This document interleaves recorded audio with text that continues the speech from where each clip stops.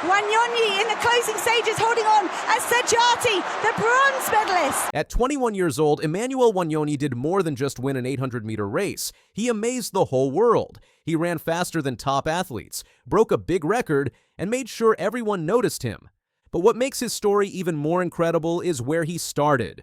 From a young boy taking care of cows to one of the best runners in the world, his journey is truly inspiring. He grew up in Kapretwa, a small village in Kenya, as the fifth of 12 children. Life was not easy for his family. They didn't have enough money, so he had to stop going to school when he was just 10. Instead of learning in a classroom, he spent his days walking through fields in the hot sun, looking after cattle. Without even realizing it, those long walks were helping him build strong legs and the endurance he would one day need to become a champion runner. When Wanyonyi was 18, his father passed away. His mother had to move with his younger brothers and sisters, but Wanyonyi stayed behind. He didn't know what would happen next. One day, a teacher saw how fast he could run and told him to come back to school and start racing. That moment changed his life. It wasn't easy. Wanyonyi had to work hard in school and practice running at the same time. He was still sad about losing his dad, but he didn't give up. He started running in small races nearby and kept winning. People began to notice that he wasn't just a fast runner, he could be something special. One of the people who noticed him was Janeth Jepkoske, a former world champion. She introduced him to a famous coach named Claudio Berardelli. With good training for the first time, Wanyonyi got even better, and his talent really began to shine. In 2021, at just 17, he stormed to gold at the World U20 Championships in Nairobi, even setting a new championship record. By 2022, he was already competing among the world's best, finishing 4th at the Senior World Championships. For a teenager, this was unheard of. Wanyonyi didn't just run fast, he ran smart. He brought fearlessness to the track, racing seasoned professionals with remarkable poise. In 2023, Wanyonyi narrowly missed the top podium spot, taking silver behind Marco Arop at the World Championships in Budapest with a time of 1 minute 44.53 seconds.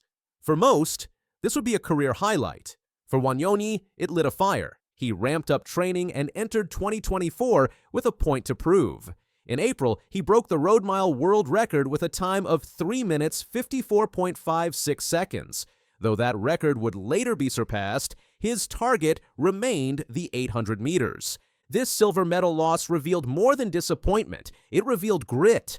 While others celebrated, Wanyonyi quietly planned his return. He also began analyzing race footage more closely, learning the habits and weaknesses of his closest rivals. His understanding of pacing, positioning, and psychological pressure evolved.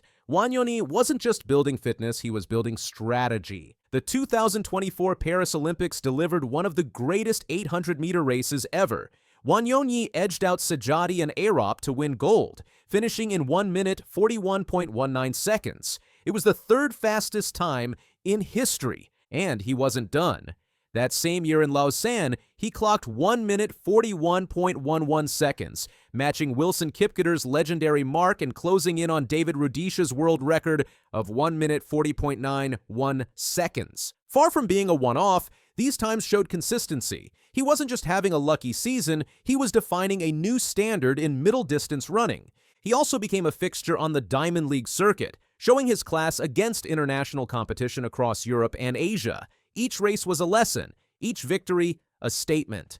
His ability to adapt to different conditions, altitudes, and paces proved invaluable. By 2025, Wanyonyi had taken things even further. At the Grand Slam track meet in Kingston, he stunned everyone by beating Olympic medalists in the 1500 meters. Then, just a day later, he placed second in the 800 meters behind Arop. His combined performance earned him the men's short distance slam champion title. That same month in Herzogenaurach, he ran 3 minutes 52.45 seconds in the road mile, his personal best and the third fastest in history. Few athletes can dominate one event. Wanyonyi had now proven himself across 3, and at just 21, his ceiling seemed limitless. His schedule, too, had become grueling. Balancing travel, training camps, recovery, and media duties became part of the equation. Yet through it all, Wanyonyi maintained his focus, showing maturity and discipline rarely seen in someone so young. September 20th, 2025, Tokyo's Japan National Stadium. Wanyonyi lines up against the best. This time, He chooses to front run, a strategy he typically avoids. It's bold, and it works. He holds the lead wire to wire, fending off fierce surges from Sejati and Atop in the closing stretch. Wanyonyi finishes in 1 minute, 41.86 seconds, a new championship record, and another gold. Sejati takes silver in 1 minute, 41.90 seconds, and Atop, on his birthday, settles for bronze with 1 minute, 41.95 seconds. Despite the high-level competition, Wanyonyi emerges decisively on top. His post-race comments, calm and focused. He spoke not about the win, but about defending his title and chasing the ultimate mark, the world record. Now I need to defend this title. I want to be a double world champion, he said. Maybe I will start to think about the world record too. The quality of competition only elevates Wanyonyi's performance. Ireland's Kyan McPhillips runs 1 minute, 42.15 seconds, a national record, and still finishes fourth. Max Bergen clocks a personal best of 1 minute, 42.29 seconds for sixth. Jamaica's Navasky Anderson runs 1 minute, 42.76 seconds, setting a national record and finishing seventh. These are world-class performances, yet they weren't enough. Wanyonyi wasn't just a winner. He was a level above. I expect to be competitive like that, so I tell myself, let me run 700 meters to go.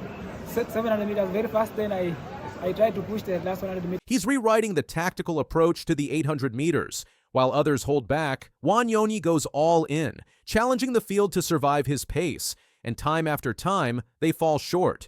Even athletes and coaches are starting to study him, not just his splits, but how he trains, how he conserves energy, how he handles pressure.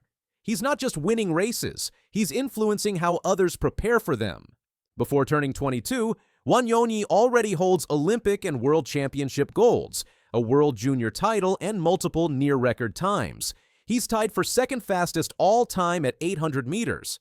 He's proven his range in the 1500 meters and dominated the road mile.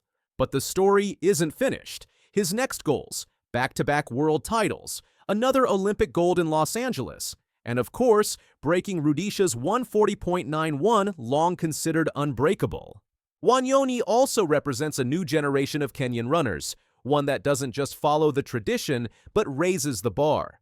His bold front-running and record-challenging pace make him unlike anyone else in the game. He's also becoming a role model beyond athletics. Young runners across Africa are watching his every move. His story, overcoming poverty, personal loss, and odds stacked against him, has inspired a new wave of youth who now believe their dreams are valid. Wanyonyi's journey is more than a tale of medals and times, it's the story of extraordinary transformation. From shepherding cattle in rural Kenya to commanding the world's biggest stages, his rise has been both humbling and heroic. His Tokyo win wasn't just a victory, it was domination. He humiliated a historic field and made it crystal clear. He's not just fast, he's the next legend in the making. And if that world record finally falls, it won't be a surprise. It'll be the inevitable next chapter in a career that's only getting started.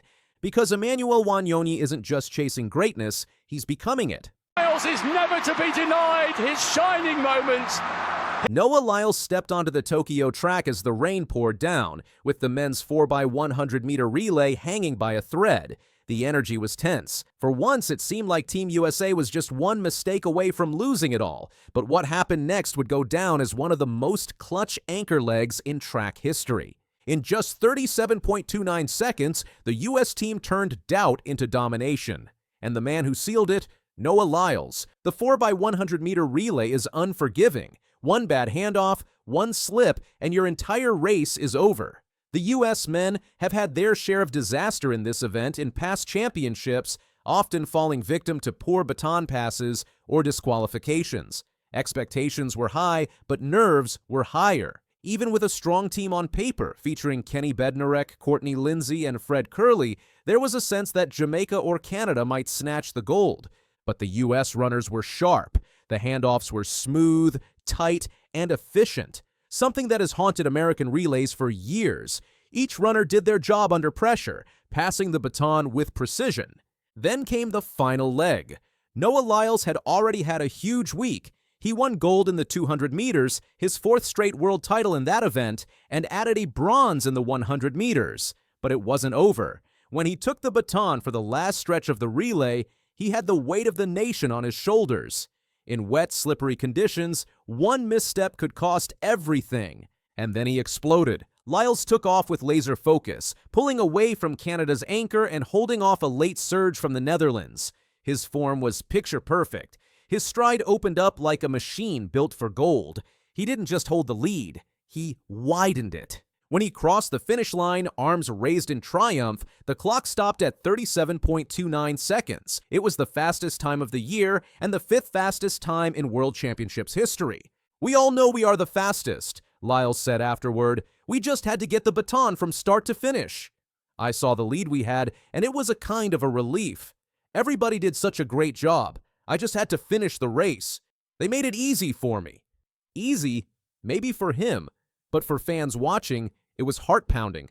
The handoffs were so tight and rehearsed, it was clear the team had worked specifically to fix the flaws that have haunted U.S. relays in past global meets. From Bednarek to Lindsay to Curley, every leg was delivered with speed and control. I mean, they were the ones that I was probably the most aware of, like looking out for, because they've had years of experience and, they were able to pull out the victory. Canada pushed hard in the final meters but had to settle for silver with a time of 37.55. The Netherlands, led by a powerful anchor leg, secured bronze in 37.81, a national record for them. Jamaica, a usual relay powerhouse, was off the podium. It was a statement win. The race conditions weren't ideal. Rain poured steadily throughout the event, turning the track into a slick surface that made every step a risk. The relay was the final track event of the championships, and the pressure couldn't have been higher. The team didn't just win, they executed nearly flawlessly when it mattered most. That takes more than talent. It takes trust, chemistry, and belief. Noah Lyles' week was nothing short of legendary. His gold in the 200-meter extended his streak in that event to 4 straight World Championship wins. Then came this, gold in the relay, a perfect end to a powerful championship run, and proof that Lyles isn't just a solo sprinter, he's a team player. But anything can happen in a relay. That's what makes them so fun, but we're all willing to put our lives on the line. Lyles has always been known for his top-end speed and personality, but now he's showing that he can thrive under pressure in team events too. He's not just winning races, he's winning the trust of coaches, teammates, and fans. His anchor leg was the kind of performance that defines careers, not because he pulled off a miracle comeback, but because he made it look inevitable. Noah Lyles' journey didn't begin in Tokyo. Born on July 18, 1997 in Gainesville, Florida, he was raised in Alexandria, Virginia. His athletic roots run deep. Both of his parents, Kevin Lyles and Keisha Kane, were sprinters at Seton Hall University. His younger brother, Josephus Lyles, is also a professional sprinter. As a teenager, Lyles won gold at the 2014 Youth Olympic Games in the 200 meters. 2 years later, while still in high school at T.C. Williams High, he broke the U.S. high school 200-meter record with a time of 20.09 seconds at the 2016 Olympic trials. That same year, he won the 100 meters at the U.S. Junior Championships in 10.08. He turned pro in 2016, signing with Adidas, and quickly became one of the faces of American sprinting. Lyles owns the American record in the 200 meters with a blistering time of 19.31 seconds, set in 2022 in Eugene.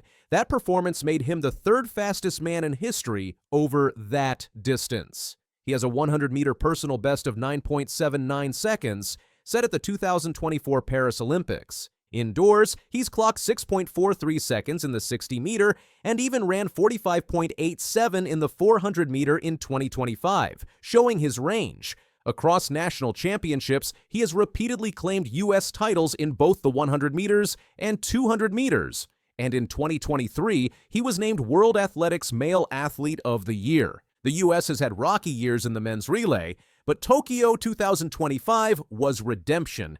Their time of 37.29 ranked among the fastest ever at a World Championships. And more importantly, it was clean, legal, professional. That alone is a victory. It was also the second gold of the night for the U.S. in the 4x100-meter relays, as the women's team, anchored by Sha'Carri Richardson after a dominant third leg by Melissa Jefferson Wooden, won gold in 41.75 seconds. The U.S. ended the championships with 16 gold medals, topping the medal table and proving their sprint dominance yet again. Just a year ago, questions surrounded Noah Lyles. Could he still dominate the 200 meters? Was he slipping in the 100 meters? Could he deliver when it counted most? Tokyo 2025 answered all of that. He walked away with 2 golds and 1 bronze. And just as important, he anchored a winning relay team in bad weather on the biggest stage, when it mattered most. Lyles has also used his platform to speak out about mental health, social justice, and the importance of individuality in a sport often defined by split-second margins. In 2020, he opened up publicly about his struggles with depression, advocating for more mental health support for athletes. That honesty made him more relatable to fans around the world. He also raps, paints, and produces music, an artist off the track as much as a competitor on it. His multi-dimensional persona has helped attract a younger audience to track and field. He's not just a runner, he's a brand, a voice, and a symbol of what modern athletics can be. Lyles' authenticity, paired with his excellence, is helping reshape how the world views sprinters. It's not just about who runs the fastest, it's about who shows up, speaks up, and delivers when it counts. With the next Summer Olympics headed to Los Angeles in 2028, fans are already buzzing. Will Lyles still be in peak form? At 31, he could very well be leading a new generation while cementing his place in history. And if Tokyo 2025 is any indication, there's plenty more gold left in his tank. All side by side with 60 meters to go. They're still side by side with 50. Lyles trying to find something. He stretches away. It is. Noah Lyles just did something that seemed impossible for over a decade. He matched Usain Bolt's legendary record of 4 straight World Championship 200-meter gold medals and then immediately promised to destroy it. Of course. It's number 4, baby! On Friday night in Tokyo, Lyles crossed the finish line in 19.52 seconds, holding up 4 fingers to a roaring crowd of nearly 59,000 people. The same stadium where he struggled just 4 years ago during the COVID Olympics had now become the place where he made history. But Lyles wasn't satisfied with just matching the great Jamaican's record. "I can't wait for 2027 to become the only man to win 5 200-meter titles," Lyles declared right after his victory. Those words sent shockwaves through the athletics world. The man who many consider the current king of sprinting had just declared war on Bolt's legacy. Let's break down exactly what happened in this incredible race and why it matters so much for the future of sprinting. The race itself was a masterclass in tactical running from Lyles. Running from lane 6, he faced a stacked field that included 5 of the 8 finalists from last year's Olympics. His biggest threat came from his own teammate Kenny Bednarek in lane 8, a man who has finished second to Lyles more times than he probably cares to remember. From the start, it looked like it might be Bednarek's night. The American was leading at 50 meters, 40 meters, 30 meters, 20 meters, and even at 10 meters to go. Young Jamaican Brian Lavelle had actually taken the early lead off the curve, splitting the first 100 meters in 10.03 seconds. But anyone who's watched Lyles race knows that's exactly when he becomes most dangerous. "I studied my competitors," Lyles said after the race. "I knew their momentum was going to slow up once we got closer to 150 meters, but mine was going to build up after I hit that mark. Being patient was the most important thing. I controlled the race." That patience paid off in spectacular fashion. In the final 20 meters, Lyles unleashed his signature closing speed, sweeping past Bednarek to claim gold by 0.06 of a second. Bednarek took silver in 19.58, while 21-year-old Brian Lavelle grabbed bronze in a personal best 19.64, giving Jamaica their first men's 200-meter world championship medal since Bolt's dominance ended in 2015. For Lyles, this victory was about more than just winning another gold medal. It was about redemption. The same Tokyo Stadium where he now celebrated had been the site of one of the lowest points in his career during the 2021 Olympics. "I don't have good memories from Tokyo in 2021, Lyles admitted. "At that time, I was depressed, but this time, I am energized. I love what I do, and I am happy." The contrast couldn't be more dramatic. In 2021, Lyles competed in an empty stadium due to COVID restrictions, managing only a bronze medal while dealing with mental health struggles. Now, 4 years later, his face was plastered all over Tokyo, and he was feeding off the energy of a packed crowd. He said, "My face is blasted everywhere over Tokyo. This is amazing and such a joyous moment I am going to keep with me forever."